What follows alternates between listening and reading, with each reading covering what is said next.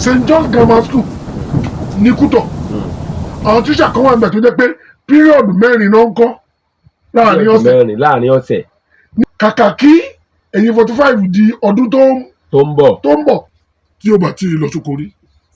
ok òfin yẹn wọ́n.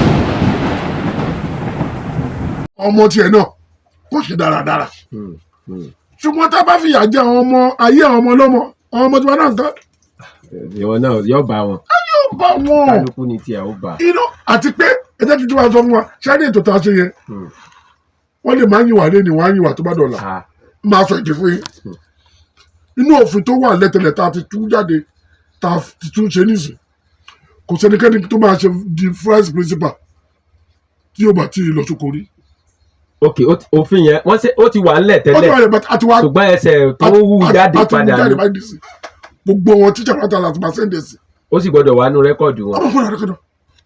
tí o bá lọ oko ó ní iye ọdún tó máa lọ àti fẹnu kò lórí ẹni mi ṣe fẹ́ dá sórí nítorí pé tá a bá. ọ̀sà gbọ́dọ̀ dóko ìwọ náà gbọ́dọ̀ mú mi jẹun oko gbàtẹ́gùn oko.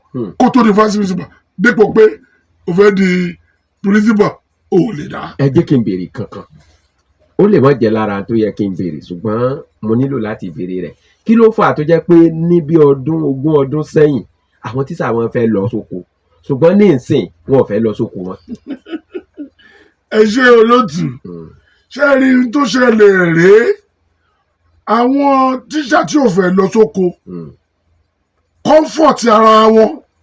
wọ́n fẹ́ fi comfort zone wọn lẹ̀. láàrin ìgboro ìmí ok ẹ jẹ́ kí n fi sọ àgbẹ̀ ẹgbẹ́ ìwé ká gbé ọ̀kan láti Ṣàngó ká gbé lọ sí Pákòtò Ifọ̀ kó máa complain. Ṣàngó sí Pákòtò wọ́n sì wọ́n ìjìnà síra wọn. ká gbé láti Láǹtòrò lọ́fẹ̀ẹ́ high school wá sí Láǹtòrò high school. ilé ló sì wà. kó máa complain. ilé ló sì wà. ká gbé ní Sàláwù Abíọ́lá lọ sókè ọ̀nà níbẹ̀rẹ̀ kòdó kó máa complain. ṣé kìí ṣe pé bóyá gbà tó ti di pé owó mọ́tò ti di mọ́kànlùmí bóyá yóò lọ fà tán fi ń complain. olóòtú ẹ jẹ́ ká béèrè lọ́wọ́ àwọn tó ti ṣe teachers tó ti retire. ok ṣé wọn ò gbé wọn. bí wọn. ok ẹ jẹ́ ká wò ọ̀rọ̀ ajé ò rí báyìí. àwọn tó ń ṣiṣẹ́ ní local government. tọ̀. títí dè ní ọdún 4 ló ń lò local government kan tí wọ́n gbé tí wọ́n ní ṣé wọ́n gbé wọn.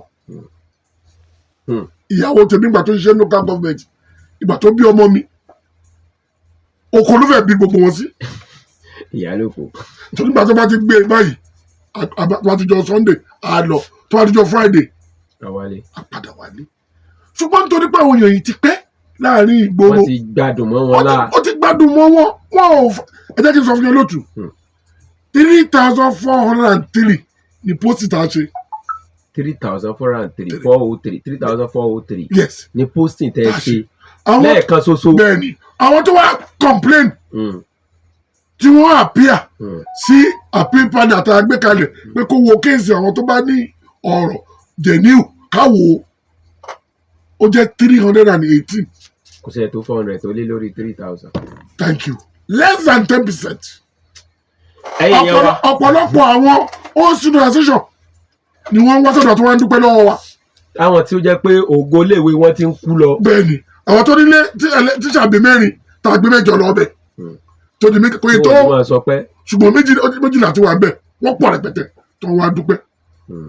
àwọn tó sì pọ̀ nínú 318 tí mo sọ fún yìí olóòtú tí mo ní oní èrúnú yìí 287 nínú wọn ló jẹ́ láti Ẹ̀gbá ń bí ni. láti Ẹ̀gbá ń bí bẹ́ẹ̀ni ẹ̀já lọ sókè lọ. tó kó bá ọrọ̀ ajé wa.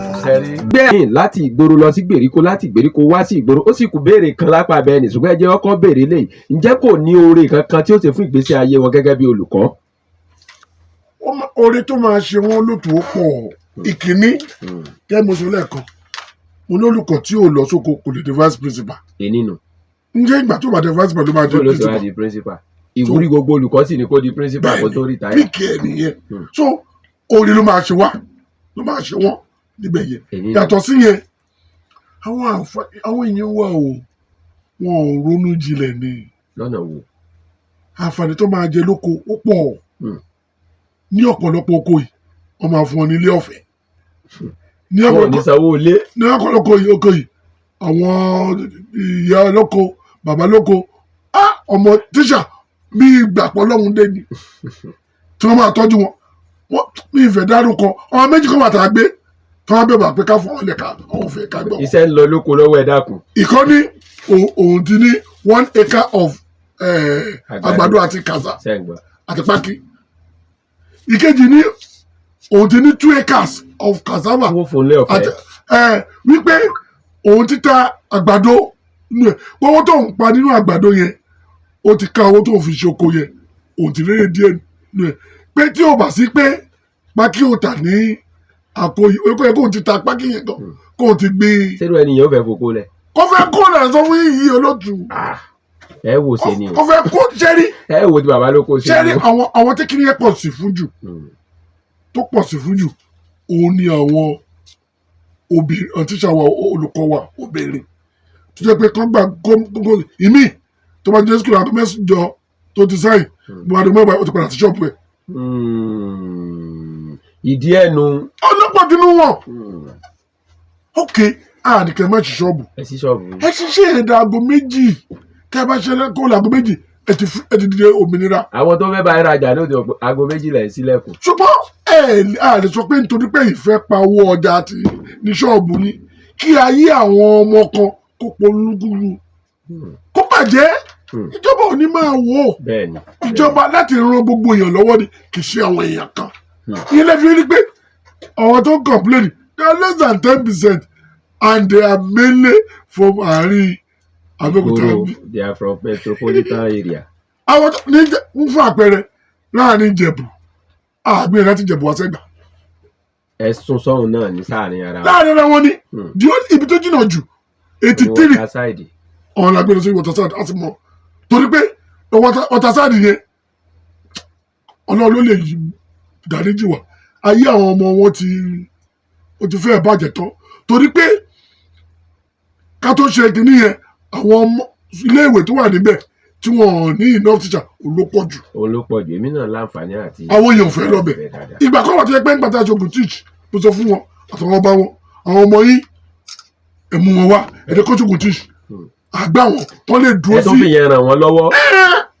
house of assembly wọn lọ́wọ́ tó wà bẹ́ẹ̀ lónìí ó lè sọ kó tá a ṣe kí àwọn ọmọ tí ń bẹ lágbègbè bẹ́ẹ̀ kọ́ lè dúró ẹ̀dẹ́ tó fi kọ́kún fún yín ẹni kọ́ bẹ̀rẹ̀ dárúkọ ṣùgbọ́n tó bá ń gbẹ́tò yìí á mọ̀ pé òun ṣùgbọ́n mi ní dárúkọ káwọn èèyàn máa mọ̀ arógun Waterside ni àwa gbìyànjú kan láti Ìjẹ̀bú Òde lọ sógun Waterside òun wá ń bẹ̀bẹ̀ pé kí n jọ kí n bá òun dá padà sí Ìjẹ̀bú Òde. ó ń bẹ̀bẹ̀ pé kẹ́ dá padà sí Ìjẹ̀bú Òde. mo wá ní màá ṣe ṣùgbọ́n máa dọ́sán gbogbo àwọn ọba ìlú ẹ̀ pé wọ́n ló ní kí n dá wọn padà. tíṣàtà mú wá fún àwọn ọmọ yín o wọ́n ló ní ká dá padà o lẹ́bàárà àpọ́sù ẹjọ́ kó dúró níjẹ̀bú ní Waterside ẹ má ṣe bẹ́ẹ̀ ẹ ṣe you know because oníkàlùkù wọn ń lo mo lágbájá mo mọ eléyìí mo mọ tọ̀hún àwọn tó ti pè mí lórí ọ̀rọ̀ kì í ṣe ọ̀rọ̀ 1000 in fact tí n bá accommodate 50% of àwọn tó pè mí àtọ̀tọ̀ send message gbogbo transfer yẹn abàjẹ́ tó padà.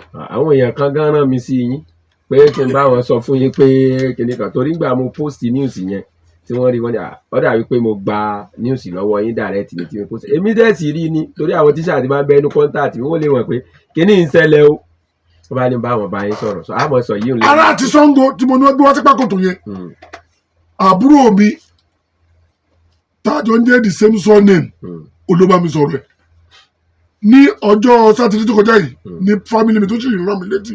ẹ má gbàgbé o. tí mo sì ń sọ fún pé mo sọ pé mi ò ní í ṣe ọbẹ̀ mi tí mo nínú kí ẹ sọ gbé láti Ṣàngó lọ sí Pákòtò ní fọ kí ló fi jìnnà sí. ẹbí wíkẹ́ndì ni ọmọ lọ Ṣàngó. kò tí ẹ ní dáhùn lọ Ṣàngó lójoojúmọ́ mélòó ní Ṣàngó sí Pákòtò. yóò náwó. yìí mo ní fẹ́ gbé Ṣàngó arígbòrò ní méjèèjì. kò jìnnà sí àárín. ọkọ̀ 400 300. wọ́n ní I will not do it. ó ní mi ní I will not do it because ibi tá a nílò ẹ̀sìn àti pé olóòtú kì í ṣe àwọn tíṣà ló máa sọ fún wa ibi tó ń fọ gbọ́dọ̀ gbóhùn sí. bẹ́ẹ̀ni. àwa tá a gbà wọn la bọ́ bí tí. a nílò wọn sí tá a fi gbà wọ́n. ẹ wá jẹ́ ń béèrè eléyìí toró wà náà àwíjàre táwọn èèyàn mú déwájú mi wọ́n ní ọ̀pọ̀ nínú àwọn tí wọ́n gbé nípa àwọn tó jẹ́ pé ó kù bí oṣù mẹ́ta tí wọ́n fi lọ rìtáyámẹ́ǹtì, ẹni tó kù ẹlòmíín lọ ní April, ẹlòmíín lọ ní May, ẹni títí ẹ̀ pọ̀ jù nú àwọn tó yẹ pé yóò rìtáyà yẹn ń bẹ ní June, wọ́n wá gbé láti ìgboro lọ sí kinní kan pé bó wọ́n ṣe fẹ́ kí ó ṣe. Olóòtú gbogbo àwọn tó jẹ́ pé ó kù oṣù mẹ́fà tí wọ́n rìtáyà ó kù oṣù mẹ́ta kọ́ rìtáyà gbogbo láti reverse inú panel review panel tó ń ṣe tí wọ́n ṣe lọ́wọ́. bẹ́ẹ̀ ni mo sọ fún yín. àwọn kan wá tún sásá bẹ́ẹ̀ pé wọ́n ní torí wọn ò rí fáìlì tàwọn òun náà ṣe gbá wọn bẹ́ẹ̀ pé kọ̀ yẹn wọ́n gbá wọn bẹ́ẹ̀ ṣé ẹ ti gbẹ́ tó ṣẹ̀ dé látòkò ló kò sí ẹni kankan tó àrí fáìlì ẹ̀ ìwọ rí fáìlì ẹ̀ wọ́n bọ̀ fáìlì náà rí. tó sọ pé òun tún san rìfáìlì ṣe rìfáìlì. irọ́ gbúurú Olóòtú gbogbo àwọn tó wá sí review panel gbogbo náà múlẹ́kọ̀ tí mo wá ṣé bíbẹ̀rẹ̀ ti mọ̀ Olóòtú bẹ́ẹ̀ni ìbẹ̀rẹ̀ ti mọ̀ pé ọkọ̀ ti lọ ọgbọ̀n ọdún 32 years àwọn kan wà tí wọ́n kọ lẹ́tà ìrúnú wá nígbà tó ń gbọ́ ohun tó ń jáde láti ibẹ̀ kálukú rárá múlẹ́tà. àwọn mi ò padà wá torí nígbà tí ẹni tí lo 20 ọdún tó sì rẹ̀ pé nílò ọdún 15 wọ́n sọ pé ọdún 15 tó ń tán tó sì ti fẹ́ tó 30 ọdún ní ojú kan ṣo. ọyà òkúya àjọpọ̀ ẹ̀ṣẹ̀. adùn wo ní bẹ nínú kí olùkọ́ kó wà ní ojú kan àti kí ó máa lọ kiri nínú kàríà nínú ìgbésí ayé títí wọn fúnra wọn gẹ́gẹ́ bí olùkọ́. ṣé rí àìní àròjinlẹ̀ tó náà ni fún àpẹẹrẹ tí a bá gba líìfù oṣù mẹ́ta tó bá máa lo oṣù kan nígbà tó ti kan ẹ máa parí tó oṣù méjì máa parí àti bẹ̀rẹ̀ sí sùn. tí èèyàn bá wà lójú kan ṣo wọn bá ibi tó máa mọ lórí ọmọ nìyẹn àti pé lòmí ò gbà wípé ibi tó ń dé yìí o kó wú àyíkẹ́ kí ni àǹfààní tí mo lè jẹ ní ibi tí mo wà ètò yìí ẹ̀ tí ò rí ní ibi tó ti ń bọ̀. ibi tó ti ń bọ̀. You know what, they are short-sighted like I told you Olóòtú ẹlẹ́mìí ti gbà pé ẹnìkan wọ́n gbé láti Sàláwù Abíọ́lá lọ sókè ọ̀nà ọkọ̀ ẹ̀ wá sí ẹ̀mẹ́sẹ̀sì mi ò mọ̀ ọ́ mi ò mọ̀ bó ṣe nọ́mbà mi mo wá ní láti Sàláwù sókè ọ̀nà láàrin ìgboro yìí náà you are an ungrateful person o lọ́bẹ̀ lọ́wọ́ àwọn tó ń gbé láti Abẹ́òkúta lọ sí Túbẹ̀ o ètò ọgbẹ́ lọ sí Pòkíà o. ìyẹn lọ fà o. ìyẹn fà mo ní lágbàá tó wà bá ń complain gbàtọ́ wá díjọ́ kejì wọ́n tún reply mi pé ṣé mi mọ̀ pé owó ló máa fọ mọ́tò ni mo ní òkè àti ṣe mi sí ìgbà yẹn àbàgbéyàwó ẹ sínú pálọ̀ ẹ. kókó wọn ṣe tíṣà náà. tó bá ṣe nu pálọ̀ ẹ tó bá ti jáde láti inú yàrá kó bọ́ sí pálọ̀ gbòdìjọ́ kejì ìbá pè wá bẹ̀sẹ̀ bẹ̀ ó ń bẹ̀ mí wọ́n ní mi ò bínú ebi kan ní mo pé ìfẹ́ àjẹkí sọ fún mi Olóòtú nígbà tá a máa ṣètò distribution yẹn mo ti ní ìpinnu láti wà ní Amẹ́ríkà lọ kí àwọn ọmọ mi mo ti ra tíkẹ́ẹ̀tì tí mo tún pè tí a bá ti rí ní tíkẹ́ẹ̀tì tó bá yẹ mo máa lọ nítorí bọ́lá ẹ ṣe rí mi ò lọ mo káńsù rẹ̀ mo ní mo fẹ́ fèsì ẹ̀ fúnra mi kí n lè ṣe. kọ́mọ́dà pẹ́ ni tí mo rán lọ́padà fi pressure sí léṣe. gbogbo àwọn tí mi ò mọ̀ọ́dí tó ń pè mí gbogbo ni èmi tí mo miss call ẹ̀ máa ń pè wọ́n padà máa ṣe àlàyé fún wọn. àfẹ́mi nìkan. máa ṣe àlàyé fún wọn bó ṣe rí ìdí tá a ti ṣe rè kì í ṣe wípé afẹ́fi bẹ́ẹ̀ nìkan kọjá èdè kan ò ṣẹ̀ wá. ṣùgbọ́n a gbọ́dọ̀ pín ire láàárẹ̀ ó gbọ́dọ̀ yíká kí àwọn ọmọ tó wà ní ìgbèríko àtàwọn tó wà ní sẹ́mi ọba káwọn ẹ̀ náà lè gbádùn ọjọ́ ọ̀la wọn àti pé Olóòtú tí a bá rí wípé ẹ̀kọ́ àwọn ọmọ iléèwé yìí ó dángájíá ìsinmi á wà fún wa lọ́la o bẹ́ẹ̀ ni ṣùgbọ́n tí wọ́n bá porúkú múkúṣu bí àṣà Yorùbá olè àpọ̀ o jẹ̀gùdẹ̀pọ̀ wàhálà àpọ̀ ìyẹn àfikárí pé a ràn wọ́n lọ́wọ́ irú èmi náà tí mò ń bá yín sọ̀rọ̀ yìí oko ni mo ti kàwé àpọ̀ bẹ́ẹ̀ àwọn olùkọ́ ẹ̀ ló ràn wá lọ́wọ́ gẹ́gẹ́ bí ẹ ṣe sọ nígbà tí bẹ̀rẹ̀ ètò yìí bọ́bọ́ bá dé iléèwé tí ó wà sólù kọ̀ọ̀kan kí ló fẹ́ máa ṣe kí ló fẹ́ ṣe. ipa ní ló máa ṣe kiri ìpátá ni ó ti di ìpàtà ló máa ṣe kí ẹ tó mọ̀ a graduate sí ìṣẹ́jú mélòó lé ṣùgbọ́n nígbà tí tíṣà bá bẹ̀ tó bó bá tẹ̀ fẹ́ ṣe pa á lé àwọn tètè máa gbà ní ọwọ́ ẹ̀ ìkẹrù sí ẹ̀sìn wa. ọjọ́ ọ̀la àwọn ọmọ iná kẹrì á lè dára. ọ̀dà lákòótán torí àwọn èèyàn fẹ́ béèrè kan àbí kejì tèmi ọ̀ràn ti béèrè lọ yín àwọn ilé ẹ̀kọ́ tí wọn ò wá ní àwọn olùkọ́ tó lásìkò yìí pẹ̀lú àwọn ètò kan tíjọba ti ṣe lábẹ́nú ṣé kí wọ́n máa nírètí pé àwọn olùkọ́ sì ń bọ̀ lọ́dọ̀ àwọn torí pé wọ́n ti kọ́kọ́ rí adùn rẹ̀ pẹ̀lú wọn bá àwọn tó kọ́kọ́ dé yìí tí wọ́n sì retí rẹ̀ pé báwo ni ọba ṣe rí ká tún ní olùkọ́ èdè báyìí. ẹ ṣe olótù bí mo ṣe ń bá yín sọ̀rọ̀ yìí ẹ lè ṣèwádìí ẹ̀ gbogbo iléèwé tó wà lógùn state pátápátá láti sẹ́ndì fọ́ọ̀mù kan sí tó ń kàkó máa sọ gbogbo subject kọ̀ọ̀kan iye tíṣà mélòó ló wà ní NEC second phase nìyẹn torí pé tẹ̀mọ̀ pé woman be ni wá ẹ̀rọ lè wà fún àpẹẹrẹ mo ti rí iléèwé kan tí wọ́n ní accounting teacher mẹ́ta tàtú gbé kan lọ tí a kò ti lé kan síbẹ̀ ibikíbi woman be ni wá ibikíbi tí ẹ̀rọ bá wà yẹn before the next session a máa tuntun ṣe. àtúnṣe ọ wà. ó máa wà olóòtú kì í ṣòro ẹ̀kan ṣó regularly ni torí pé àwọn tíṣà mi máa rìtáyà. bẹ́ẹ̀ni. àwọn mi máa fiṣẹ́ sílẹ̀. bẹ́ẹ̀ni. tí vacancy bá tún. tíṣà fiṣẹ́lẹ̀. bí vacancy bá ṣe ń wáyé la máa àdírẹ́sẹ̀ ibo tún ni. shortage tó wà o. shortage wà o àwọn tí ọ̀yà àtìgbẹ́lẹ̀ àfihàn dépò yí pé kì í ṣe àkànṣe nítorí pé wọn ò ṣe irú tá a ṣe yìí fún ọdún tó pọ̀ sẹ́yìn ló jẹ́ kí gbogbo ẹ̀. sẹ́mọ̀ tí mo ṣe ìbẹ̀rù mi ni pé ńgbà tẹ́yìn bá kú nípò gẹ́gẹ́ bí alága sẹ́ni tí ń bọ̀ náà yóò ní irú similar spirit tẹ́ fi ń ṣiṣẹ́ yìí. olótù ẹ jẹ́ ká fọjọ́ ọ̀la rẹ̀ fọlọ́. ká kọ́kọ́ mọ̀ sí òní lọ ná. ká máa ṣe ní lọ. torí tí mo rò nìyẹn o. ṣùgbọ́n tó dájú ni pé we are not building individual níbẹ̀. What I'm doing now is building a system. Workable system. Then I'll give you an example. Ìgbà tí mo wà ní South Africa tí mo ti yàwó ọmọ mi yẹn àwọn house assembly ní ọ̀fẹ́ ká wá mo sọ fún àwọn commissioner full time commissioner to ẹ lọ ìkúkú ṣe kankan ní gbogbo pósí ọ̀nà ṣe nígbà tó débẹ̀ tó make a presentation ṣe ló sọ pé n tí wọ́n ṣe is very. That system. tẹ́lẹ̀tẹ́lẹ̀ èèyàn kan ló máa ń ṣe pósì yẹn olúwa ń charge pósì. ó ti yé mi. ní ìsìn ó ti yé mi. èrò rẹpẹtẹ máa ń di ẹ. kò ní sójú ṣáájú. kò sí. kò ní sí ẹni ìmọ̀ mọ́. kò ṣe é rà. even review panel ta set up wọ́n máa parí report wọn lénìí.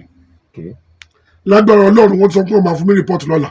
ẹjọ́ tẹ̀ á lọ́wọ́. ṣé tó bá ti fún mi report gbogbo àwọn 25 yẹn àtúntò máa dúkìá máa discuss ẹ tá máa wo kéèsì ẹ ní ìkọ̀ọ̀kan eléyìí oníṣòro ẹ̀rí rẹ̀ wà bẹ́ẹ̀ ẹ̀rí o ok kí ni ká ṣe àtẹ̀kádé padà o wọn ò ní padà sílé ìwé tí a ti gbé wọn kú o. ibòmíì tó ní o tí ó jìnnà síbi tó ti wá ẹ̀yin ará lé ẹ jẹ́ kí n fún yín ní àǹfààní bóyá ẹ ní ìbéèrè kan àbí méjì láàrin ìṣẹ́jú belenja ilé tó kù ẹ rí i pé ó ti yàtọ̀ sí nǹkan tí ó ń jà rìnrìn kiri ẹ rí i pé ó ti yàtọ̀ sí nǹkan tí à ń gbọ́ lágbọ́sọ láàrin ara wa àwọn nǹkan yìí lèmi máa ń fẹ́ kí ó ṣẹlẹ̀ bí àwọn èèyàn bá ń fẹnu gbé nǹkan pò yìí tó bá débi tó bá yẹ pé bẹ́ẹ̀ lórí á sì sọ lójú ẹ̀ tí ó bá rí bẹ́ẹ̀ á jẹ́ kẹ́ ẹ mọ̀ kò sí èrè tá a fẹ́ jẹ nínú ká máa ṣe ẹ̀yin ará ilé lọ́kàn bí ó ṣe pé ìròyìn tó kún tó sì bá tó yẹ kẹ́ ẹ gbọ́ mu òun náà láàmú sọ 070 47,879 070 47,879 tàbí 090 508 9879 090 508 9879 lójú òpó Facebook mo mọ̀ pé àwọn èèyàn ti fi àwọn èròǹgbà wọn ṣọwọ́ síbẹ̀ hello oore mi ò rí mú bóyá ojú òpó yẹn sì ni lójú òpó Facebook àwọn èèyàn ti fi èròǹgbà wọn ṣọwọ́ síbẹ̀ eléyìí tí a sì kà síta hello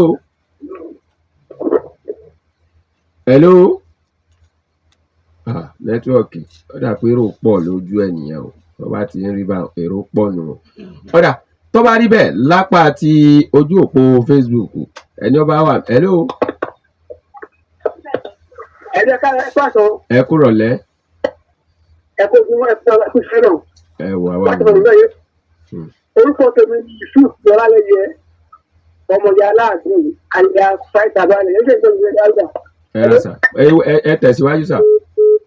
Ìyá nẹ́tíwọ̀kì ni o lójú òpó Facebook ẹni yìí Afiong Akpan wọ́n ní people are retiring every year now the numbers of teachers are diminishing there is God o tọ̀ èmi ò mẹ́ni tọ́rọ̀ ń bá wí bóyá àwọn tíṣà ni hello ẹ bá ń sún sẹ́yìn bí rédíò yẹn ẹ̀jọ̀ nítorí Ọlọ́run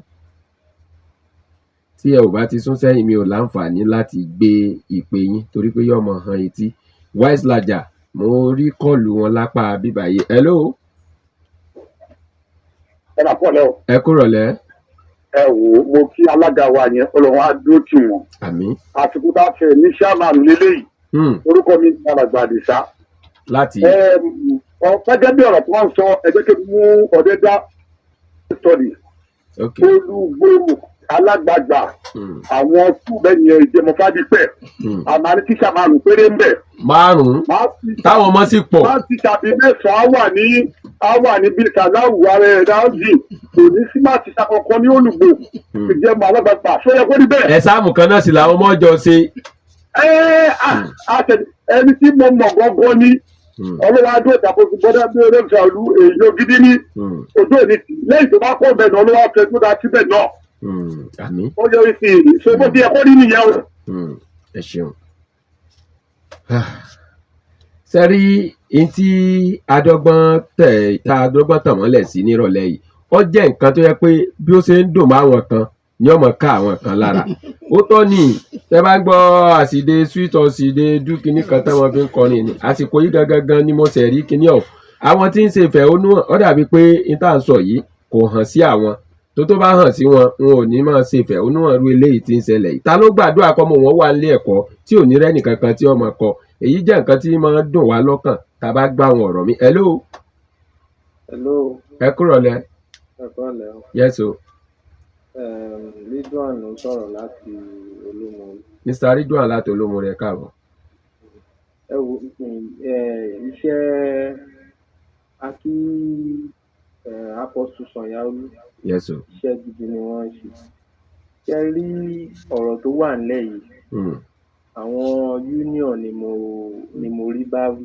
Àwọn union. Àwọn ni wọn ò jà fáwọn tíjà bó ṣe yẹ kán jà fáwọn tíjà. Àwọn wọn ò jà fáwọn tíjà ok. Transfer tán ṣe kò dáa o. Ṣùgbọ́n àwọn emolument kan wà tó yẹ kó máa wá pẹ̀lú àwọn tí wọ́n gbé lọ sóko yẹn. So that at least life a lè ṣe kí ni a lè tó rọrùn fún wọn níbẹ̀. Ẹ ṣeun. Ṣùgbọ́n àwọn union ọ̀tọ̀ ni nǹkan táwọn ń jà ọ̀tọ̀ ni tí wọ́n lé. wọ́n máa bá ìjọba jà fún nìyẹn wọn ò dẹ̀ ṣe bẹ́ẹ̀. Ẹ ṣeun. Ẹ jẹ́ kí n mú ilé Wise Laja ẹ kúrọ̀lẹ́. Yes sir. Ọlọ́run ní tò. Àkúnlẹ́sì ìlọ lórúkọ Jésù. Àmín àmín. Inú mi dùn pẹ̀lú bàbá wa tí ẹgbẹ́ wa tó rétò bàbá wa Sanyaolu. Lórúkọ Jésù ni wọ́n máa gùn fún wa. Àmín. Ìbéèrè kan mo béèrè lọ́wọ́ wọn. Lóòótọ́ tó dòdò náà gbogbo iṣẹ́ ló ní code of conduct ẹ̀. Ìyí wọ́n lè transfer àfẹnìta. Mo ní ìyẹn ọkọ bí àbíṣẹ́gun láti Abẹ́òkúta lọ́dún lọ sí Kánò. Láti bo. Láti Abẹ́òkúta wọ́n gbé ẹyin lọ sí Kánò wá lọ. Kánò iṣẹ́ kí ló ń ṣe. Federal government ló máa jẹ́. Ẹ má jẹ́ ń dárúkọ ní iṣẹ́ yẹn fún tí mo ti ń ṣe bí mo ti ń ṣe wọn kan. Ok iṣẹ́ ìjọba àpapọ̀ nìyí o. Ọya ìtẹ̀síwájú. Private sector ni. Private sector ni. Ọya. Ó wà ní code of conduct. Ipe anywhere náà lè gbé lọ. But there will be social allowance láti aid gbogbo anything tó bá fẹ́ ṣẹlẹ̀. Òun fẹ́ béèrè lọ́wọ́ bàbá tó wà bẹ́ẹ̀ pé ṣé any transfer allowance wà fún gbogbo orú àwọn tán. Tí wọ́n gbé yẹn ẹ ṣeun ẹ jẹ́ wọn bá a dáhùn. Àbọ̀sù. Ẹ ṣe olóòtú mo dúpẹ́ lọ́wọ́ àwọn èèyàn méjì tí wọ́n sọ̀rọ̀ gbẹ̀yìn inú mi dùn púpọ̀ torí wọ́n sọ̀rọ̀ pẹ̀lú òye ńlá kí n tó dáhùn béèrè wọ́n jẹ́ kí n kọ́kọ́ fi kankan fún wa gbogbo àwọn olùkọ́ tó wà ní ìpínlẹ̀ Ògùn wa yìí ni wọ́n ń gba 15% of their basic salary above every other public servant.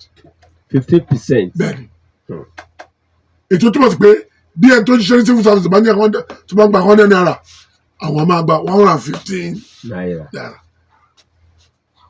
Mo sọ pé ẹ ò mọ̀ yẹn tẹ́lẹ̀tẹ́lẹ̀. àyàn ọ̀tàn kò lè hàn sáwà. Gómìnà wa ara ohun tó ṣe nìyẹn wípé o tẹ̀jẹ̀ tíṣà ọjọ́ ọ̀la àwọn ọmọlẹ́fẹ́ túnṣe. ṣé torí tẹ́jọ́ wọ bàbá tíṣà. 15% àwọn tó jẹ́ non-teaching staff àwọn yẹn 10%. tó jẹ́ pé school náà ti ń ṣiṣẹ́. Above every other àti ti local government àti state government wọ́n gba 15% above them. Ìyẹn lọ bẹ́ẹ̀. Ṣé ẹ rí gẹ́gẹ́ bí àwọn méjèèjì ti sọ kí ni kí wọ́n tà ń pè ní rural allowance. rural allowance tó wà. Bẹ́ẹ̀ni ní ìgbà tí gómìnà wa ìdé rural allowance tó bá nínú ìwé is 1,000 per month. 1,000 per month. Bẹ́ẹ̀ni ẹni tẹ̀mí gbaṣẹ́ lọ́wọ́ ẹ̀ ó ti kọ memo sí gọ́vùnà wọ́n ti increase it to 5,000.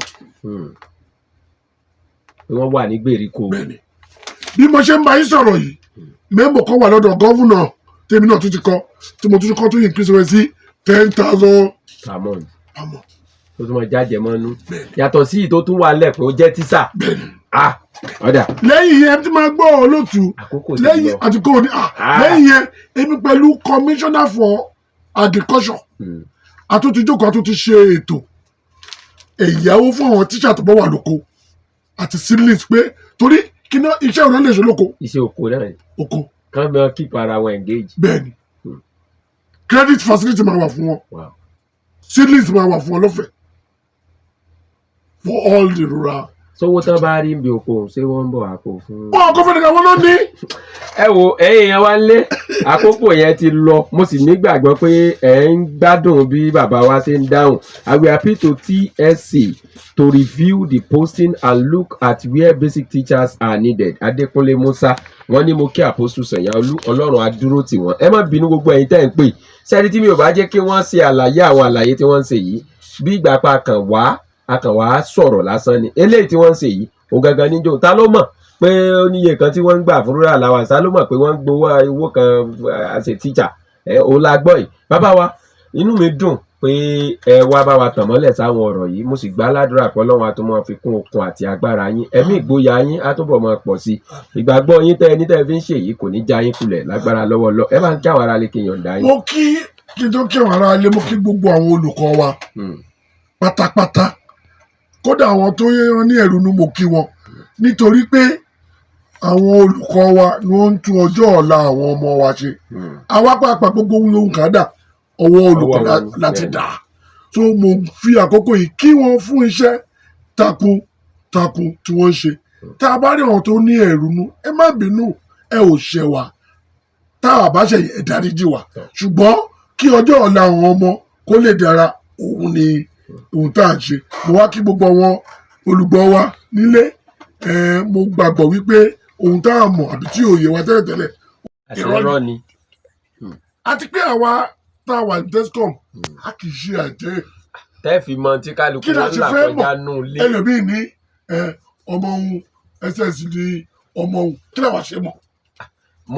mo nírú àtẹ̀jíṣẹ́ bẹ́ẹ̀ o tí wọ́n ní even lọ́jọ́ kejì ìjọ tí wọ́n gbé ìyá ọmọ ni mo gba mẹ́sẹ̀gì yẹn pé òun rèé o òun náà pè pé kánsátì wàá gbé ọmọ lọ sí hospital yìí pọ́nmọ́ ti ní shortage of kinní kan o mo ní ṣé ìjọba ò mọ ni wọ́n ní wọn ò bìkítà. kí làwọn ṣe fẹ́ mọ̀ ṣé àgbẹ̀rù ilé wọn tíṣà tàwa ní Ogun State is over 13,000.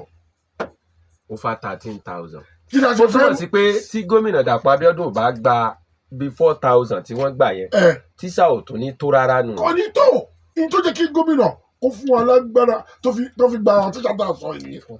nígbẹ̀yìn ẹ̀ náà kò yẹ kárí iléèwé tí bí ò bá tẹ̀ tó 100% ó gbọ́dọ̀ tó 70 to 80% ìyẹn lè ta ṣe.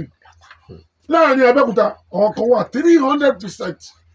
300% ní tíṣà nígbà tí ẹ sọ pé wọ́n ń lọ bí 90 something 97 98 níbi tí ẹ kọ́ ẹ bóyá àwọn student wọn pọ̀ ni.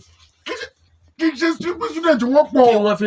acting ló wà ń bẹ ok àwa gbà wọn àpòpọ̀ tó ti qualify àgbàgbọ̀ wọ̀nyí náà àwa fíṣọ lẹ́yìn tá a fíṣọ sọ̀rọ̀ school yẹn tán ó wà kó 45 tí ò tí ní school mo ní ẹ̀yin yẹn má wọ́ọ̀rì o ẹ̀yin náà máa ní school o kàkà kí ẹ̀yin 45 di ọdún tó ń bọ̀ láàrin 45 yẹn wọ́n fẹ́ sọ pé gbogbo wọn ló máa retire kọ́dún tó bọ̀ yẹn tó dé.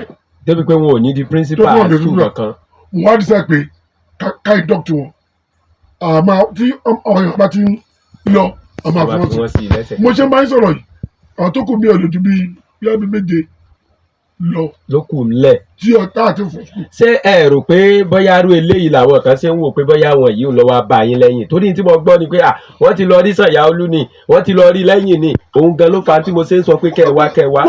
gbogbo àwọn tó jẹ́ tíṣà àwọn olùkọ́ àgbà principal wọn á mọ gbogbo iléèwé tí mò ń ṣe inspection náà nígbà tí mo ti dé wọn á ní káàbọ̀ sà ẹ̀dá máa ń lọ wọn á ní owó ìtọ́jú wa rè envelope mi ò gbà kan rí ìfọ̀ àmọ́ sọ fún gbogbo wọn tá a jọ ń lọ mo ní owó kíni èlò ló wà lọ́wọ́ tíṣà. níbo wọ́n ti ń rí. ibo wọ́n ti rí. I have never for once àwọn tó wá bá mi lọ́fíìsì tó ń bẹ́ envelope wa mo lé wọn dànù. the only thing ni pé nígbà tí Christmas dé àwọn kan gbé hamper wá fún ọdún mo ní yes nígbà tó ń sì gbé wọn ní mo pin gbogbo àwọn táwọn òṣìṣẹ́ gbẹ wọlé ya onímọ̀ méjì méjì ní bọ́fìtà tán tásán so torí mo ti mọ ibi tí mò ń lọ. ẹ ti mọ mission yín. mo ti mọ ẹni bá ti jẹ dodo kò ní lè sọ dodo tí a bá ti bẹ̀rẹ̀ sí gba envelope bẹ́ẹ̀ lọ́wọ́ wọn envelope gbogbo tá a bá ṣe àná ẹ lọ fún wọn ní. St. John's Grammar School ní Kútọ̀ àwọn tíṣà kan wà nígbà tó jẹ́ pé píríọ̀dù mẹ́rin náà ń kọ́ láàrin ọ̀sẹ̀ nígbà táwọn kọ̀ọ̀lìgì wọn ń kọ́ 24 36 40 period àwọn ń kọ́ mẹ́rin gbogbo ọ̀sẹ̀ kan ṣo. àwọn tíṣà kan fẹ́ para wọn ṣiṣẹ́ àwọn kan sì ń jayé wọ́n sì ń jayé. píríọ̀dù mẹ́rin gbogbo kí ni yẹn ò lè. sí 24 sí 36 ló tẹ̀ pọ̀ jù between 30 and 36 ló pọ̀ jù fún àárín ọ̀sẹ̀ kan. gbogbo kí ni yẹn kò lè kọjú jẹ́rí àwọn èèyàn wa tara wọn nìkan ṣo ni. ẹ jẹ́ kí n sọ àṣírí kan fún yege olótù nígbà tí mo kọ́kọ́ débẹ̀ tá a yan wọn principal bọ́n ṣe máa ń ṣe ni pé a máa ń ṣe induction principal lẹ́ẹ̀kan lọ́dún tá a bá ṣe ní kálóṣù ìrìnàṣẹ́ báyìí ó tún dé oṣù yìí ní ọdún tó ń bọ̀ àwọn tó bá rìtáyà lóṣù mẹ́ta lẹ́yìn tá a ti ṣe induction tán wọn ní èdè principal kan tó lọ àwọn tó bá rìtáyà láàrin oṣù mẹ́fà wọn ní èdè principal kan tó lọ àwọn tó bá dókè tán títí ojú kan wọn ní èdè principal máa rò pé kí ẹ bá ti lo tó bá ti lo bí 30 ọdún ó lé 5 tó tún díẹ̀ kò fẹ́ lọ tó bá tẹ̀ lè láǹfààní láti dé píìkì kárí ẹ̀ ó máa dà ó jẹ́ mọ́tò ọ̀sán náà gbé sílé ìwé a sá mọ̀ pé ó ti ṣe principal rí mẹ́mórì yẹn á sì wà bẹ́ẹ̀. bẹ́ẹ̀ni mo wá decide pé gbogbo wọn tí ìyàrú yẹn ń jẹ a máa mú kúrò amọye school tí a ò ní principal gbogbo wọn tó qualify fún principal àwọn pé acting ló wà ń bẹ àwa gbà wọn gbogbo wọn tó ti qualify àgbàgbọ̀ wọ̀nyí náà àwọn fíṣọ lẹ́yìn tá a fíṣọ sọ̀rọ̀ school yẹn tán ó wà kó 45 tí ò tí ní school mo ní ẹ̀yin yẹn má wọ́ọ̀rì o ẹ̀yin náà máa ní school o kàkà kí ẹ̀yin 45 di ọdún tó ń bọ̀ láàrin 45 yẹn wọ́n fẹ́ sọ pé gbogbo wọn ló máa retire kọ́dún tó ń bọ̀ yẹn tó dé. débi pé wọn ò ní di principal school kankan. mo wá decide pé ká ìdọ́kítì wọn àmọ́ tí ọ̀yàn bá ti ń lọ àmọ́ àfọwọ́n sí mo ṣe máa ń sọ̀rọ̀ yìí àwọn tó kù bí ọ̀lọ́dún bí ọdún méje ló kù ńlẹ̀. tí ọ̀tá àti fòsùn. ṣé ẹ rò pé bóyá arú eléyìí làwọn kan ṣe ń wò pé bóyá àwọn yìí ń lọ wá bá yín lẹ́yìn torí tí mo gbọ́ ni pé wọ́n ti lọ rí Sanyaolu ni wọ́n ti lọ rí lẹ́yìn ni òun gan ló fa tí mo ṣe ń sọ pé kẹ́ ẹ wá. gbogbo àwọn tó jẹ́ tíṣà àwọn olùkọ́ àgbà principal wọn á mọ gbogbo iléèwé tí mò ń ṣe inspection náà nígbà tí mo ti dé wọn á ní káàbọ̀ sà ẹ̀dá máa ń lọ wọn á ní owó ìtọ́jú wa rè envelope mi ò gbà kan rí ìfọ̀ àmọ́ sọ fún gbogbo wọn tá a jọ ń lọ mo ní owó kíni èlò ló wà lọ́wọ́ tíṣà. níbo wọ́n ti ń rí. ibo wọ́n ti rí. I have never for once ọ̀tọ̀ tó wà bá blọfis tó ń bẹ envelope wa mo lé wọn dànù the only thing ni pé nígbà tí Christmas dé àwọn kan gbé hamper wá fún ọdún mo ní yes nígbà tó ń sì gbé wọn ní mo pin gbogbo àwọn táwọn ṣiṣẹ́ gbẹ wọlé ya onímọ̀ méjì méjì ní bọ́fìtà tán so torí mo ti mọ ibi tí mò ń lọ. ẹ ti mọ mission yín. mo ti mọ ẹni bá ti jẹ dodo kò ní lè sọ dodo tí a bá ti bẹ̀rẹ̀ sí gba envelope bẹ́ẹ̀ lọ́wọ́ wọn envelope gbogbo tó bá ṣe àná lọ fún wọn ní. St. John's Grammar School ní Kútọ̀ àwọn tíṣà kan wà níbẹ̀ tó jẹ́ pé píríọ̀dù 4 náà ń kọ́ láàrin ọ̀sẹ̀. nígbà táwọn kọ̀líìgì wọn ń kọ́ 24 36 40 periods àwọn kọ́ 4 gbogbo ọ̀sẹ̀ kan ṣo. àwọn tíṣà kan fẹ́ para wọn ṣiṣẹ́. àwọn kan sì ń jayé. wọ́n sì ń jayé. píríọ̀dù 4. gbogbo kí ni yẹn ò lè. sí 24. sí 36 ló tẹ̀ pọ̀ jù between 30 and 36 ló pọ̀ jù fún àárín ọ̀sẹ̀ kan. gbogbo kí ni yẹn kò lè kàn tí jẹ́rí àwọn èèyàn wa tara wọn nìkan ṣo ni. ẹ jẹ́ kí n sọ àṣírí kan fún yege olótù nígbà tí mo kọ́kọ́ débẹ̀ tá a yan àwọn principal bọ́n ṣe máa ń ṣe ni pé a máa ń ṣe induction principal lẹ́ẹ̀kan lọ́dún tá a bá ṣe ní kálóṣù ìlà ṣe báyìí ó tún dé oṣù yìí ní ọdún tó ń bọ̀ àwọn tó bá rìtáyà lóṣù 3 lẹ́yìn tá a ti ṣe induction tán wọn nílé di principal kan tó lọ àwọn tó bá rìtáyà láàrin oṣù 6 wọn nílé di principal kan tó lọ àwọn tó bá dé oṣù 9 títí oṣù kan wọn nílé di principal má rò pé kí ẹ bá ti lo tó bá ti lo bí 30 ọdún ó lé 5 tó tún díẹ̀ kò fẹ́ lọ tó bá tẹ̀lé láǹfààní láti dé píìkì kárí ẹ̀ ó máa dà ó jẹ́ mọ́tò ọ̀sán náà gbé sílé ìwé àsámọ̀ pé ó ti ṣe principal rí mẹ́mórì yẹn á sì wà bẹ́ẹ̀. bẹ́ẹ̀ni mo wá decide pé gbogbo wọn tí ìyàrú yẹn ń jẹ a máa mú kú o amọye school tí a ò ní principal gbogbo wọn tó qualify fún principal. láti ìgboro lọ sí gbèríko láti ìgbèríko wá sí ìgboro ó sì kú béèrè kan lápá bẹ́ẹ̀ ni ṣùgbọ́n ẹ jẹ́ ọkọ béèrè lẹ́yìn ǹjẹ́ kò ní oore kankan tí ó ṣe fún ìgbésí ayé wọn gẹ́gẹ́ bí olùkọ́. oore tó máa ṣe wọn lótú ó pọ̀ ìkíní kẹ́ mo sọ lẹ́ẹ̀kan mo ní olùkọ́ tí ò lọ sóko kò lè di vice principal. nínú. ǹjẹ́ ìgbà tó bá di vice principal ló máa di principal. ìwúrí gbogbo olùkọ́ sì ni kò di principal kó tó rí táyà. píkì ẹ̀ nìyẹn so oore ló máa ṣe wá ló máa ṣe wọ́n níbẹ̀ yẹn yàtọ̀ sí yẹn àwọn èèyàn wà wọn ò ronú jinlẹ̀ ni. lọ́nà wo. àǹfààní tó máa jẹ lóko ó pọ̀ ní ọ̀pọ̀lọpọ̀ oko yìí wọ́n máa fún wọn ní ilé ọ̀fẹ́. ní ọ̀pọ̀lọpọ̀ oko yìí àwọn ìyá lóko bàbá lóko ọmọ tíṣà bí ìgbàpọ̀ lọ́hùn dé ni tí wọ́n máa tọ́jú wọn ní ìfẹ́ dárúkọ ọmọ méjì kan wà tá a gbé tí wọ́n bẹ̀rẹ̀ pé ká fún wọn lẹ́ka àwọn òfin ká gbọ́. iṣẹ́ ń lọ lóko lọ́wọ́ ẹ dákun. ìkọ́ni òun ti ní 1 acre of àgbàdo àti kàzà àti pákí. ìkejì ní òun ti ní 2 acres of cassava wípé òun ti ta àgbàdo nínú ẹ̀ owó tó ń pa nínú àgbàdo yẹn ó ti ká owó tó ń fi ṣoko yẹn òun ti rere díẹ̀ nínú ẹ̀ pé tí ò bá sí pé pákí ò tà ní àkóyè ó yẹ kóun ti ta pákí yẹn gan kóun ti gbé. sẹ́nu ènìyàn fẹ́ fòkó lẹ̀. kó fẹ́ kó lẹ̀ sọ fún yìí olóòtú. ẹ wò ṣe ni o. kó fẹ́ kó sẹ́rí. ẹ wò tí bàbá ló kó ṣe ni o. sẹ́rí àwọn tí kìnìyẹn pọ̀ sí fún jù tó pọ̀ sí fún jù òun ni àwọn obìnrin tíṣà wa olùkọ́ wa obìnrin tó jẹ́ pé kán gbà kó ìmí tó bá jẹ́ sukùl àgọ́ mẹ́sàn-án tó ti sáyìn bó wà ní mẹ́wàá ó ti padà sí ṣọ́ọ̀bù ẹ̀. ìdí ẹnu. ọlọ́pàá dínú wọn.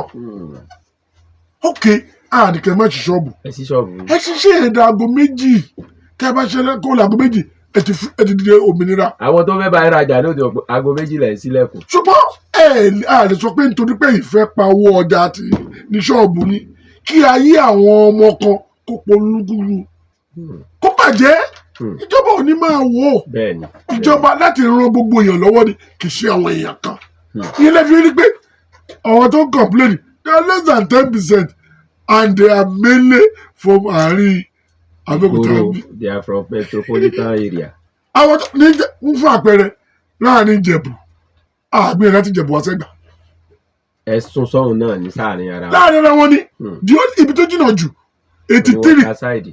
ọ̀hún la gbé lọ sí Waterside á ti mọ̀ torí pé Waterside yẹn Ọlọ́run ló lè dáríjì wá ayé àwọn ọmọ wọn ti fẹ́ bàjẹ́ tán torí pé ká tó ṣe kínní yẹn àwọn ọmọ iléèwé tó wà níbẹ̀ tí wọn ní enough teacher òun ló pọ̀ jù èmi náà láǹfààní àti àwọn èèyàn fẹ́ lọ́bẹ̀ ìgbà kan wà tó yẹ pé nígbà tá a ṣe ogun teach mo sọ fún wọn àtàwọn ọba wọn àwọn ọmọ yìí ẹ̀mú wọn wá ẹ̀dẹ́ kó ogun teach àgbà wọn lè dúró sí ẹ̀ tó fi yẹn ràn wọ́n lọ́wọ́ house of assembly wọn lọ́wọ́ tó wà bẹ́ẹ̀ lónìí ó lè sọ kó tá a ṣe kí àwọn ọmọ tí ń bẹ lágbègbè bẹ́ẹ̀ kan lè dúró ẹ̀dẹ́ tó fi kọ́kún fún yín ẹnì kan bẹ̀rẹ̀ dárúkẹ ṣùgbọ́n tó bá ń gbètò yìí á mọ̀ pé òun ni ṣùgbọ́n mi ní dárúkẹ káwọn èèyàn máa mọ̀ adóògùn Waterside ni àwa gbìyànjú kan láti Ìjẹ̀bú Òde lọ sóògùn Waterside òun wá ń bẹ̀bẹ̀ pé kí n jọ kí n bá òun dá padà sí Ìjẹ̀bú Òde kẹ́ dá padà sí Ìjẹ̀bú Òde mo wá ní màá ṣe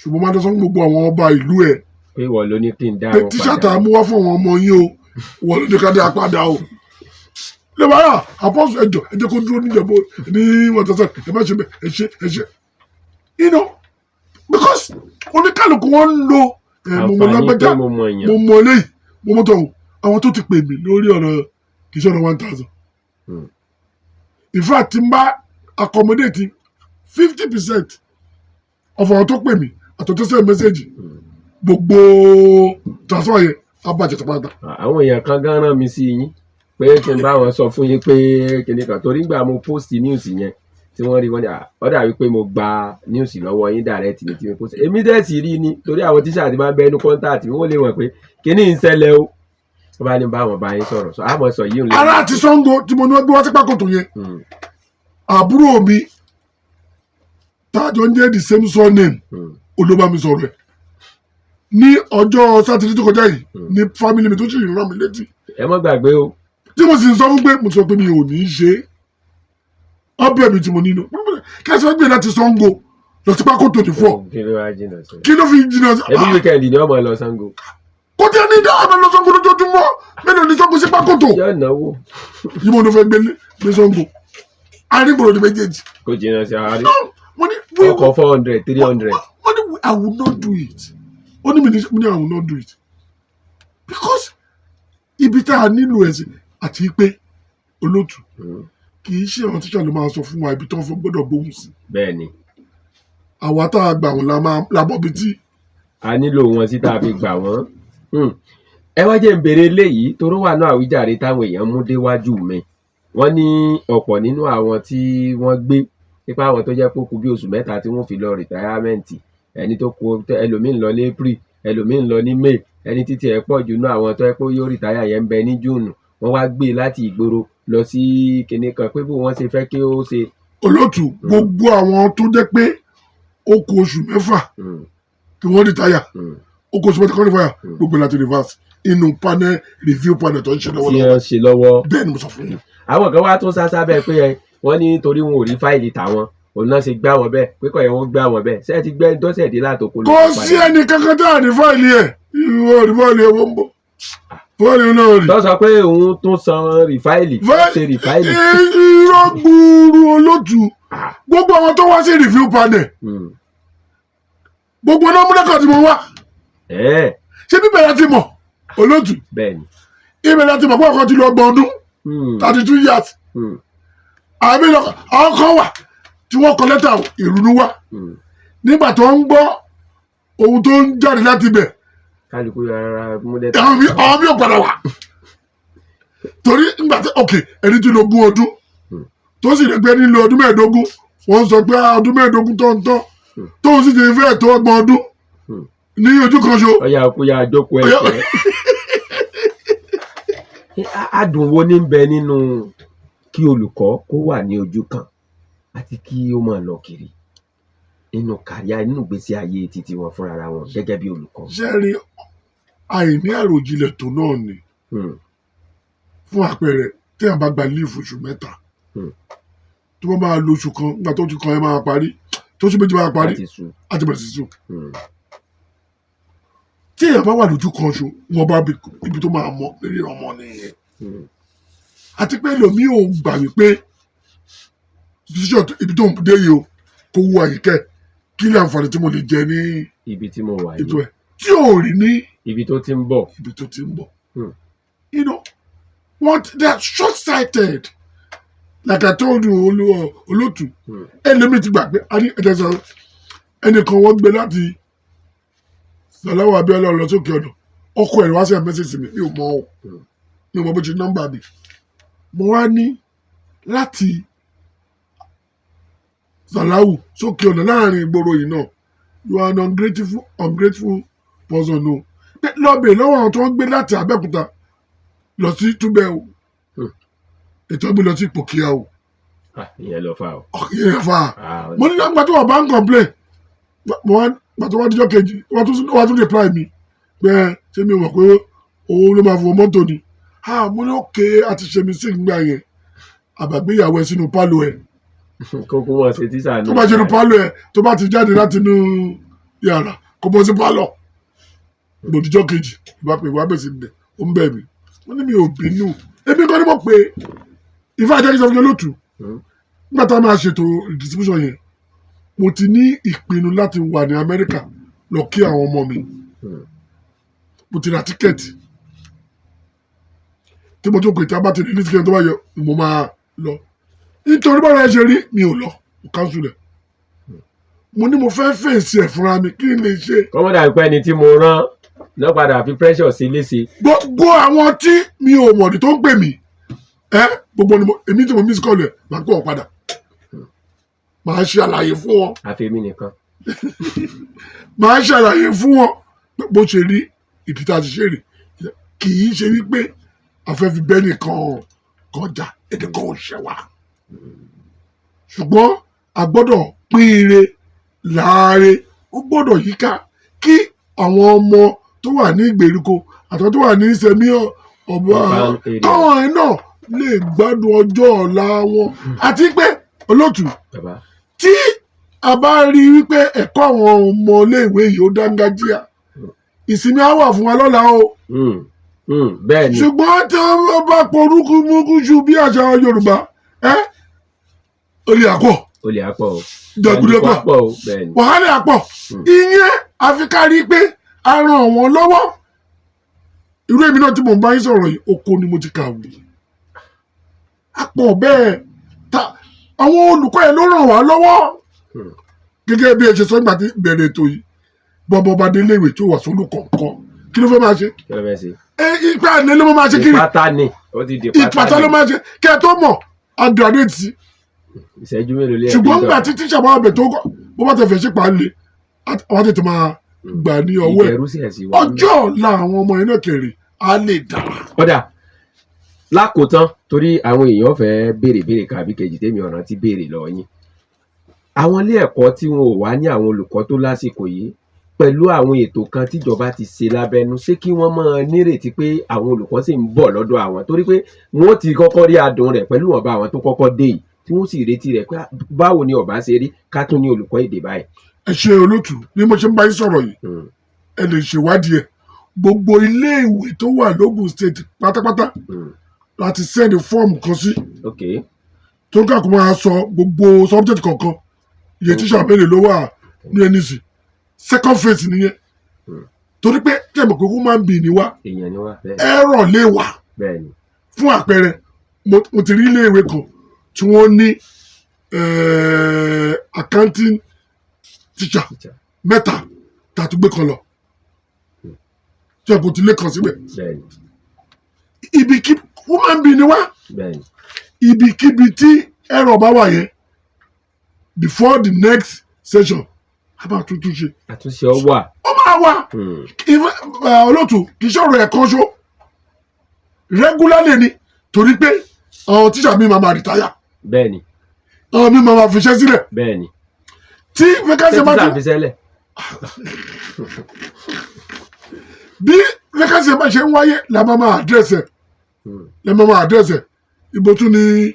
shortage tún wà o. shortage wà o àwọn tí ọ̀yà ti gbẹ̀lẹ̀ àfihàn dépò yí pé kì í ṣe àkànṣe nítorí pé wọn ò ṣe irú tá a ṣe yìí fún ọdún tó pọ̀ sẹ́yìn ló jẹ́ kí gbogbo ẹ̀. sẹ́mọ̀ hey tí mo ṣe ìbẹ̀rù mi ni pé ńgbà tẹ́yìn bá kúrò nípò gẹ́gẹ́ bí alága sẹ́ni tí ń bọ̀ náà yóò nírú similar spirit tẹ́ fi ń ṣiṣẹ́ yìí. olóòtú ẹ jẹ́ ká fọjọ́ ọ̀la rẹ̀ fọlọ́. ká kọ́kọ́ mọ̀ sí òní lọ náà. ká máa ṣe ní lọ. torí tí mo rò nìyẹn o. ṣùgbọ́n tó dájú ni pé we are not building individual níbẹ̀. What I'm doing now is building a system. Workable system. Then I'll give you an example. Ìgbà tí mo wà ní South Africa tí mo ti yàwó ọmọ mi yẹn àwọn house assembly ní ọ̀fẹ́ ká wá mo sọ fún àwọn commissioner full time commissioner to ẹ lọ ikú ṣe kankan ní gbogbo pósí ọ̀nà ṣe nígbà tó ń débẹ̀ tó ń make a presentation ṣe ló sọ pé n tí wọ́n ṣe is very that system. tẹ́lẹ̀tẹ́lẹ̀ èèyàn kan ló máa ń ṣe pósí yẹn olúwa ń charge pósí. Ó ti yé mi. ní ìsìn ó ti yé mi. èrò rẹpẹtẹ máa di ẹ. kò ní sójú ṣáájú. kò sí. kò ní sí ẹni ìmọ̀ mọ́. kò ṣe é rà. even review panel ta set up wọ́n máa parí report wọn lẹ́nìí. lágbára ọlọ́run wọ́n ti sọ pé wọ́n máa fún mi report lọ́la. ẹjọ́ tẹ̀ á lọ́wọ́. ṣé tó bá ti fún mi report gbogbo àwọn 25 yẹn láti jọba jókòó tá a máa discuss ẹ̀ tá a máa wo kéèsì yẹn ní ìkọ̀ọ̀kan eléyìí oníṣòro ẹ̀rí rẹ̀ wà bẹ́ẹ̀. ẹ̀rí o ok kí ni ká ṣe àjẹkádé ìpadà o wọn ò ní padà sílé ìwé tí a ti gbé wọn kú o. ibòmíì tó ní o tí ó jìnnà síbi tó ti wá. ẹ̀yin ará lé ẹ jẹ́ kí n fún yín ní àǹfààní bóyá ẹ ní ìbéèrè kan àbí méjì láàrin ìṣẹ́jú belenja ilé ìtókù ẹ rí i pé ó ti yàtọ̀ sí nǹkan tí ó ń jà rìnrìn kiri ẹ rí i pé ó ti yàtọ̀ sí nǹkan tí à ń gbọ́ lágbọ́sọ láàrin ara wa àwọn nǹkan yìí lèmi máa ń fẹ́ kí ó ṣẹlẹ̀ bí àwọn èèyàn bá ń fẹnu gbé nǹkan pò yìí tó bá débi tó bá yẹ pé bẹ́ẹ̀ lórí á sì sọ lójú ẹ̀ tí ó bá rí bẹ́ẹ̀ á jẹ́ kẹ́ ẹ mọ̀ kò sí èrè tá a fẹ́ jẹ nínú ká máa ṣe ẹ̀yin ará ilé lọ́kàn bí ó ṣe pé ìròyìn tó kún tó. ẹ kúrò lẹ́. ẹ wò ó mo kí alága wa yẹn Ọlọ́run á dúró tì wọ́n. àmín. àsìkò tá a fẹ́ ní sàmánù lélẹ́yìí orúkọ mi ní alàgbà àdìsá. láti. gẹ́gẹ́ bí ọ̀rọ̀ tí wọ́n sọ ẹgbẹ́ tó mú ọ̀dẹ́ dá study olùgbòmù alágbàgbà àwọn túbẹ̀ yẹn ìjẹmọ́fádìpẹ̀ àmà ní tíṣà márùn péré ń bẹ̀. márùn-ún táwọn ọmọ sì pọ̀. máa ti tàbí mẹ́sàn-án á wà ní bíi sàláwù ààrẹ dáhùjì kò ní sí máa ti ṣàkọkọ ní olùgbò ìjẹmọ́ alágbàgbà ṣó yẹ kó rí bẹ́ẹ̀. ẹ̀sáàmù kan náà sì làwọn ọmọ jọ ṣe. ẹni tí mo mọ̀ gángan ní ọlọ́wọ́ adó ìtàkùn gbọ́dọ̀ bí ọdún ìṣàlù èyí ògidì ní ojú òní lẹ́yìn tó bá kọ́ bẹ̀ náà ọlọ́wọ́ afẹ́ tó dá síbẹ̀ náà. àmín. ó yọrí sí i ṣé bó ti yẹ kó rí nìyẹn o. ẹ ṣeun. sẹ́rí tí adọ́gbọ́n tàn mọ́lẹ̀ sí nírọ̀lẹ́ yìí ó jẹ́ nǹkan tó yẹ pé bí ó ṣe ń dùn mọ́ àwọn kan ní ọmọ ká àwọn kan lára ó tọ́ ni tẹ́ bá gbọ́ àsìdè sweet ọ̀sìdè dúkìní kan táwọn fi ń kọrin ni àsìkò yìí gangan ni mo ṣe rí kíní ọ̀ àwọn tí ń ṣe ìfẹ̀hónú hàn ó dàbí pé n tá à ń sọ yìí kò hàn sí àwọn tó bá hàn sí wọn ò ní máa ṣe ìfẹ̀hónú hàn rú eléyìí tí ń ṣẹlẹ̀ yìí ta ló gbàdúrà kọ́mọ wọn wà nílé ẹ̀kọ́ tí ò ní rẹ́nì kankan tí ọmọ kọ èyí jẹ́ nǹkan tí máa ń dùn wá lọ́kàn tá a bá gbọ́ àwọn ọ̀rọ̀ mi. hello. ẹ kúrọ̀lẹ́. yes o. Ridwan ló sọ̀rọ̀ láti Olúmọ. Mr. Ridwan láti Olúmọ rẹ̀ káàbọ̀. ẹ wo iṣẹ́ akí Apostle Sanyaolu. Yes o. iṣẹ́ gidi ni wọ́n ń ṣe. ṣe rí ọ̀rọ̀ tó wà nílẹ̀ yìí àwọn union ni mo rí bá wí. àwọn union. àwọn ni wọn ò jà fáwọn tíjà bó ṣe yẹ kán jà fáwọn tíjà. àwọn wọn ò jà fáwọn tíjà ok. transfer tán ṣe kò dáa o ṣùgbọ́n àwọn emolument kan wà tó yẹ kó máa wá pẹ̀lú àwọn tí wọ́n gbé lọ sóko yẹn so that at least life a lè ṣe kí ni a lè tó rọrùn fún wọn níbẹ̀ ṣùgbọ́n àwọn union ọ̀tọ̀ ni nǹkan táwọn jà ọ̀tọ̀ ni tí wọ́n lé kó máa bá ìjọba jà fún nìyẹn wọn ò dẹ̀ ṣe bẹ́ẹ̀ tó. ẹ jẹ́ kí n mọ́lẹ̀ wise laja ẹ kúrọ̀lẹ́. yes sir ọlọ́run ní tò. àpónítì ìlọrin lórúkọ jésù. àmín àmín. inú mi dùn pẹ̀lú bàbá wa tí ẹgbẹ́ wa sórí ètò bàbá wa Sanyaolu lórúkọ jésù ni wọ́n máa gùn fún wa. àmín. ìbéèrè kan mo béèrè lọ́wọ́ wọn lóòótọ́ lódodo náà gbogbo iṣẹ́ ló ní code of conduct ẹ̀ èyí wọ́n lè transfer àtẹnìta mo ní ìyẹn ọkọ bí àbíṣẹ́ mi láti abẹ́òkúta lọ sí Kánò. láti wo. láti abẹ́òkúta ẹ̀ wọ́n gbé ẹni ẹ lọ sí Kánò ló wá sí. Kánò iṣẹ́ kí ló ń ṣe. federal government ló máa jẹ́. ẹ má jẹ́ ìdárúkọ ní iṣẹ́ yẹn fún tí mo ti ń ṣe wọn kan. ókè iṣẹ́ ìjọba àpapọ̀ nìyí o. ọ̀ya ìtẹ̀síwájú. private sector ni private sector ni ọ̀ya ó wà ní code of conduct. ipe anywhere náà lè gbé lọ. but there will be social allowance láti aid gbogbo anything tó bá fẹ́ ṣẹlẹ̀. òun fẹ́ béèrè lọ́wọ́ bàbá tó wà bẹ́ẹ̀ pé ṣé any transfer allowance wà fún gbogbo irú àwọn tán. tí wọ́n gbé yẹn ẹ ṣeun ẹ jẹ́ wọn bá a dáhùn. àbọ̀sù. ẹ ṣe olóòtú mo dúpẹ́ lọ́wọ́ àwọn èèyàn méjì tí wọ́n sọ̀rọ̀ gbẹ̀yìn inú mi dùn púpọ̀ torí wọ́n sọ̀rọ̀ pẹ̀lú òye ńlá kí n tó dáhùn ìbéèrè wọn jẹ́ kí n kọ́kọ́ fi kan kún fún wa gbogbo àwọn olùkọ́ tó wà ní ìpínlẹ̀ Ògùn wa yìí ni wọ́n ń gba 15% of their basic salary above every other public servant. 15%. bẹ́ẹ̀ni ètò túmọ̀ sí pé bí ẹni tó ń ṣiṣẹ́ ní civil service bá ní ẹ̀kọ́ tó bá ń gba $100 àwọn máa gba $115 naira. mo sọ pé ẹ ò mọ̀ yẹn tẹ́lẹ̀tẹ́lẹ̀. àyàn ò tàn kọ́lé hàn sáwà. gómìnà wa ara ohun tó ṣe nìyẹn wípé o tẹ̀jẹ̀ tíṣà ọjọ́ ọ̀la àwọn ọmọlẹ́fẹ́ túnṣe. ṣé torí tẹ́jọ́ wọn bàbá ti sà. 15% àwọn tó jẹ́ non-teaching staff àwọn yẹn 10%. tó jẹ́ pé school náà ti ń ṣiṣẹ́. above every other àti ti local government àti state government wọ́n gba 15% above them. ìyẹn lọ bẹ́ẹ̀. ṣé ẹ rí gẹ́gẹ́ bí àwọn méjèèjì ti sọ kí ni kí wọ́n tà ń pè ní rural allowance. rural allowance tó wà. bẹ́ẹ̀ni ní ìgbà tí gómìnà wa ìdè rural allowance tó bá nínú ìwé is 1,000 per month. 1,000 per month. bẹ́ẹ̀ni ẹni tẹ́mi gbaṣẹ́ lọ́wọ́ ẹ̀ ó ti kọ memo sí gọ́vùnà wọ́n ti increase it to 5,000. wọ́n wà ní gbèríko. bẹ́ẹ̀ni bí mo ṣe ń bá yín sọ̀rọ̀ yìí memo kan wà lọ́dọ̀ gọ́vùnà tèmi náà tún ti kọ tí mo tún ti kọ tó increase rẹ̀ sí 10,000 per month. àmọ́ tó tún mọ jáde mọ́nú yàtọ̀ sí ìtò tún wà lẹ́pẹ́ ó jẹ́ tíṣà. ọ̀dà. lẹ́yìn yẹn tí máa gbọ́ olóòtú lẹ́yìn àtìkò ní lẹ́yìn yẹn èmi pẹ̀lú commissioner for agriculture àtúntìjókòó àtúntì ṣe ètò ẹ̀yáwó fún àwọn tíṣà tó bá wà lóko àti seedlings pé torí kí ná iṣẹ́ òun lè ṣe lóko. iṣẹ́ oko náà oko. kàn máa keep ara wọn engage. bẹ́ẹ̀ni credit facility máa wà fún wọn seedlings máa wà fún wọn lọ́fẹ̀ẹ́ for all the rural. sọ́wọ́ tán bá rí ibi oko ṣé wọ́n ń bọ̀ àpò fún. wọn kò fẹ́ẹ́ nìkan wọn náà ní.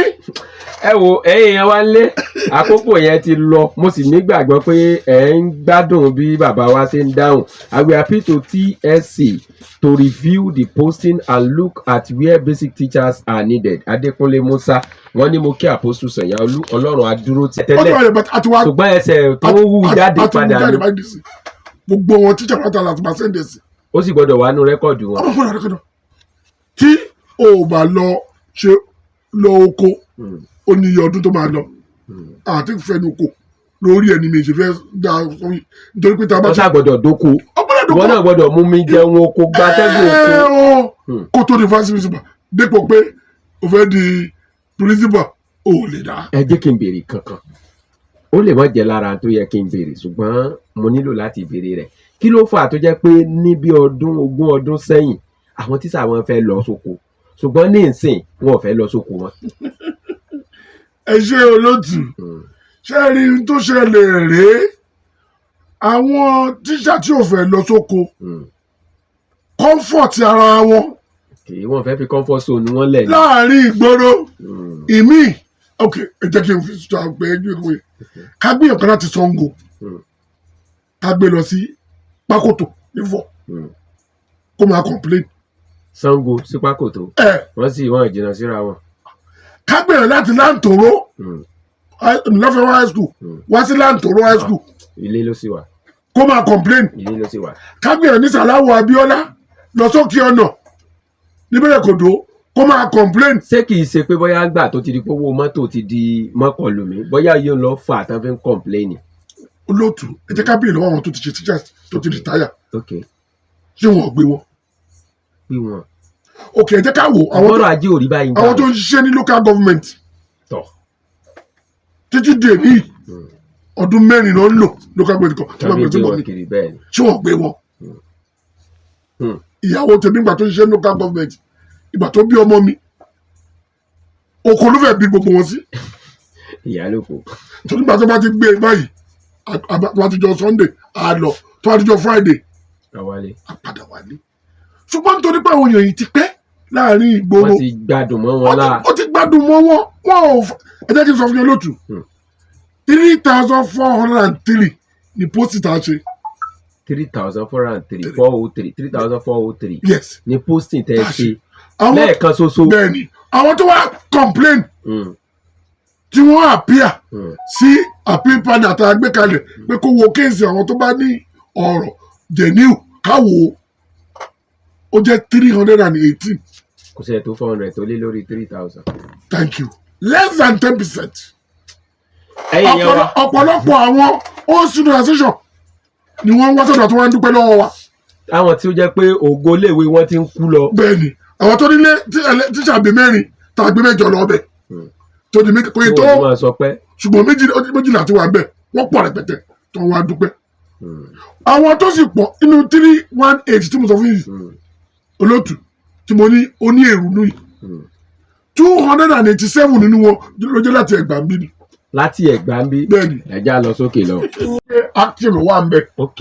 àwa gbà wọn àpòpọ̀ tó ti qualify àgbàgbọ̀ wọ̀nyí náà àwa fíṣọ lẹ́yìn tá a fíṣọ sọ̀rọ̀ school yẹn tán ó wá kó 45 tí ò tí ì ní school mo ní ẹ̀yin yẹn má wọrí o ẹ̀yin náà máa ní. ẹ má bínú gbogbo ẹ̀yin tẹ́ ẹ̀ ń pè sẹ́ni tí mi ò bá jẹ́ kí wọ́n ṣe àlàyé àwọn àlàyé tí wọ́n ń ṣe yìí bí ìgbà pa akàn wá sọ̀rọ̀ lásán ni eléyìí tí wọ́n ń ṣe yìí ó gangan níjó ta ló mọ̀ pé ó níye kan tí wọ́n ń gbà fún rural allowance ta ló mọ̀ pé wọ́n ń gbowó owó kan as a teacher ó la gbọ́ yìí bàbá wa inú mi dùn pé ẹ wá bá wa tàn mọ́lẹ̀ sáwọn ọ̀rọ̀ yìí mo sì gbà ládùúrà pé Ọlọ́run á tún máa fi kún okun àti agbára yín ẹ̀mí ìgboyà yín á túbọ̀ máa pọ̀ sí i ìgbàgbọ́ yín tẹ́ ẹni tẹ́ fi ń ṣe yìí kò ní já yín kulẹ̀ lágbára lọ́wọ́ lọ ẹ bá ń kí àwọn ará lè kí yọ̀ǹda yín. mo kí n tó kí àwọn ará ilé mo kí gbogbo àwọn olùkọ́ wa pátápátá kódà àwọn tó yẹ wọn ní ẹ̀rù ni mo kí wọn nítorí pé àwọn olùkọ́ wa ni wọ́n ń tún ọjọ́ ọ̀la àwọn ọmọ wa ṣe àwa pàápàá gbogbo ohun kan dà ọwọ́ olùkọ́ láti dà tó mo fi àkókò yìí kí wọ́n fún iṣẹ́ takuntakun tí wọ́n ń ṣe tá a bá rí àwọn tó ní ẹ̀rù nu ẹ má bínú ẹ ò ṣẹ̀ wá tá a bá ṣe ẹ dáríjì wá ṣùgbọ́n kí ọjọ́ ọ̀la àwọn ọmọ kó lè dára òun ni ohun tá à ń ṣe. bẹ́ẹ̀ ni èmi náà kí gbogbo àwọn tí ẹjọ́ kọ́wọ́ rìn dáadáa wípé wọ́n kú iṣẹ́ takuntakun torí mo mọ̀ pé gbogbo ibi tẹ́ ẹ̀ ń lọ yìí náà ẹjọ́ ń lọ náà ni ẹ mọ̀ lọrin ẹ mọ̀ bọ̀rin lágbára lọ́lọ́ ẹ̀yin aráalé àníri kìíní ọ̀jú báyìí lọ nírọ̀lẹ́ yìí tó bá tún dọ̀ látún wo nǹkan míì eléyìí tó tún kàn wá lónígbàgbàgbà á tún jọ gbé e yẹ̀wò.